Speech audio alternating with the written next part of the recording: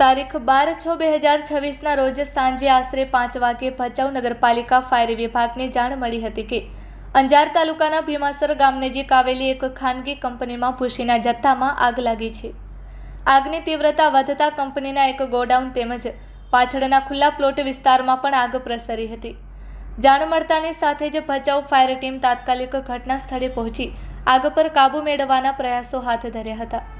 આગ વિકરાળ સ્વરૂપ ધારણ કરતી હોવાથી વધારાની મદદ માટે વેલસ્પન કંડલા ટિમ્બર ગાંધીધામ મહાનગરપાલિકા તથા સુમિલોનની ફાયર ટીમોને પણ બોલાવવામાં આવી હતી. તમામ ફાયર ટીમોના સંયુક્ત અને સતત પ્રયાસોના પરિણામે આગ પર સંપૂર્ણ કાબૂ મેળવી લેવામાં આવ્યો હતો.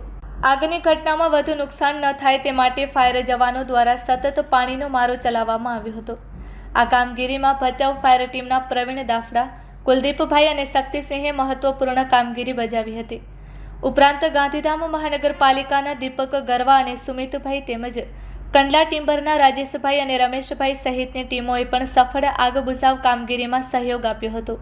ફાયર વિભાગની સમયસરની કામગીરી અને વિવિધ સંસ્થાઓના સંકલિત પ્રયાસોથી આગ પર કાબૂ મેળવી વધુ નુકસાન અટકાવવામાં સફળતા મળી હતી. Report by Bharti Makhijani, Anjar.